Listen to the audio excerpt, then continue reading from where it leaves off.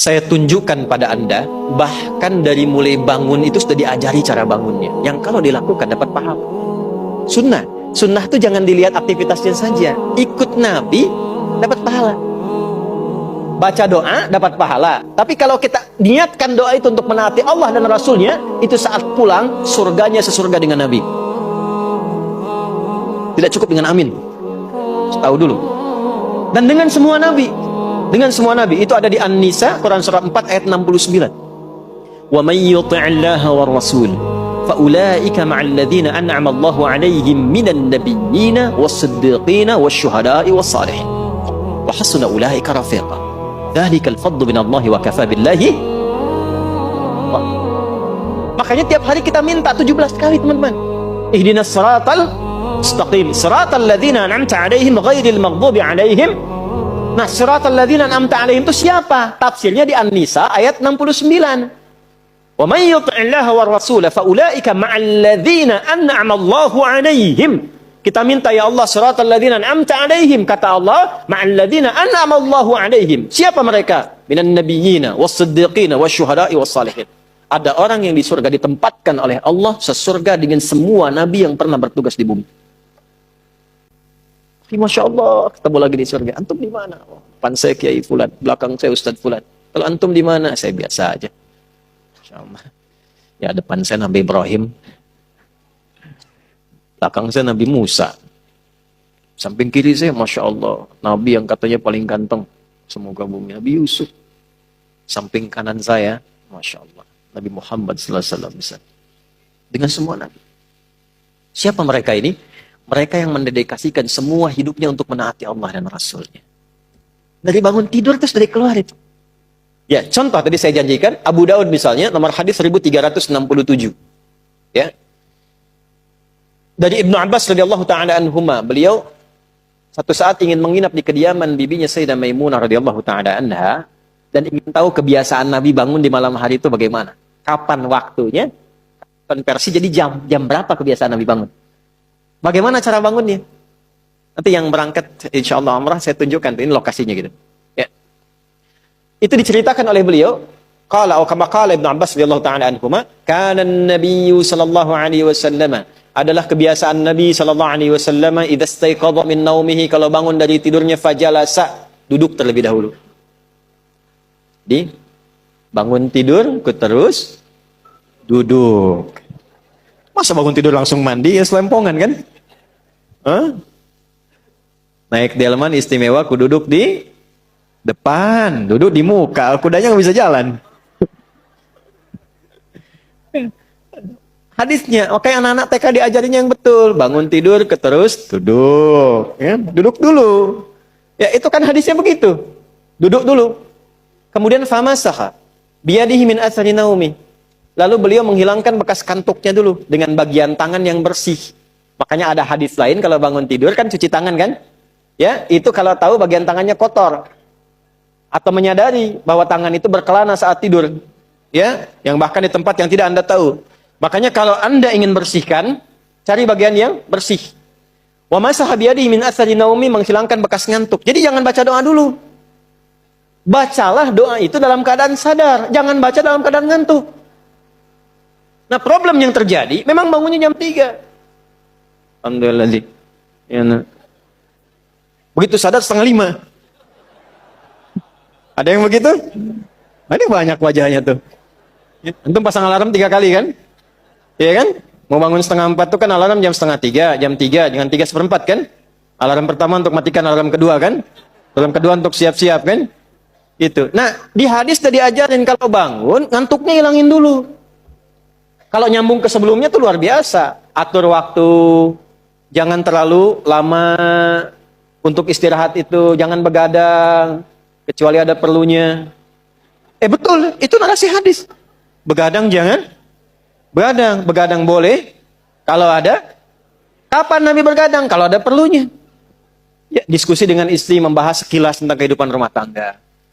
Ada sahabat minta fatwa, Nabi balas. Setelah itu kalau nggak ada masalah, sudah Nabi selesai istirahat. Ba'da isya, sebentar, istirahat. Jadi teratur waktunya. Sehingga potensi ngantuknya bisa ditekan. Nah, kalau bangun kemudian hilangkan bekas ngantuk, duduk sudah hilangkan bekas ngantuk, baru kemudian membaca. Apa yang dibaca? Ada ayatnya, ada hadisnya. Jadi bangun tidur itu sudah ada ayat. 11 ayat penutup surah Ali Imran. Dari surah ketiga ayat 190 sampai ayat 200. Inna fi khalqis samawati wal ardi wa ikhtilafil laili wan nahari la ayatin li ulil alladzina yadhkuruna Allaha qiyaman wa qu'udan wa 'ala wa yatafakkaruna fi khalqis samawati wal ardi rabbana ma khalaqta hadza batila subhanaka faqina. Dapat ini ya. Saya sampaikan ini langsung kalau teman-teman ngaji tafsir dengan hadis dapat ini. Kalau antum biasakan baca ini penutup Ali Imran ayat 190 sampai dengan 200 dan dipahami isinya, Allah akan jaga antum dari perbuatan maksiat selama hari itu. Satu. Yang kedua, membimbing antum untuk meningkatkan pengetahuan selama beraktivitas. Yang ketiga, dibimbing oleh Allah mengerjakan segala aktivitas yang mengantarkan pada ridha dan surganya. Itu makna yang Ali Imran di penutupnya itu. Makanya kalau benar paham ayat ini, nggak ada pelajar yang bangun kecuali pintar di hari itu. Karena di situ ada ayat-ayat untuk riset, untuk merenung, untuk berpikir. Nggak ada orang berbuat maksiat di hari itu. Karena ada ayat taubat di ayat itu. Mudah-mudahan nggak wafat dalam keadaan sedang maksiat. Sehingga terancam neraka. Dan minta ya Allah wafatkan kami seperti orang baik yang wafat sebelumnya. Sehingga terjaga hari itu. Dan terjamin ketika beraktivitas keadaannya baik. Karena dia senang dengan membangun silaturahim, membangun kesabaran. Wasabiru warabitu wattaqullaha la'allakum tuflihun, dan cenderung bahagia. Nah, untuk mengawali doanya itu supaya komitmen, maka ditanamkan dalam dirinya satu komitmen kuat. Maka disampaikanlah oleh sahabat Jundub bin Junadah dan Mu'adz bin Jabal radhiyallahu taala anhuma dalam Al-Bukhari nomor hadis 181. Keduanya mendapatkan doa dari Nabi sallallahu alaihi wasallam, faqala alhamdulillahilladzi ahyana ba'dama amatana wa ilaihin. Gini, ada amata, ada ba'dama. Kalau kata kerja terletak setelah ba'da dan ma, artinya apa? Artinya pekerjaan itu tidak terjadi. Jelas? Tapi yang terjadi adalah inspirasi dari aktivitas itu untuk aktivitas yang lain. Perhatikan. Alhamdulillahilladzi ahyana ba'dama amatana. Setelah ada kata ba'dama, ada amatana. Ya Allah, terima kasih. Engkau memberikan kesempatan kepada hidup di hari ini. Walaupun mungkin bila datang ajal itu engkau bisa wafatkan aku dalam tidur tadi. Cuma wafatnya nggak terjadi karena belum tiba ajal. Wa ilaihin nusyur, nasyara itu artinya berpencar untuk kembali mencari bekal.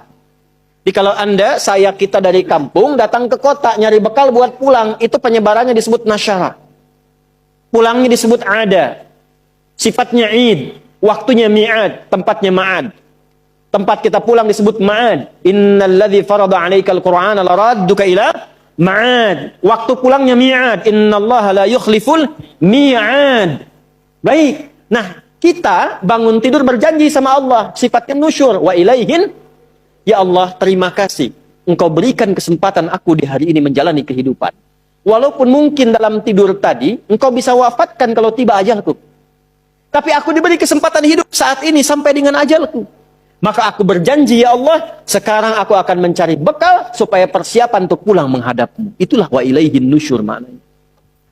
Makanya sebelum tidur, sunnahnya istighfar. Untuk mengevaluasi kegiatan sebelumnya yang salah. Setelah itu merencanakan.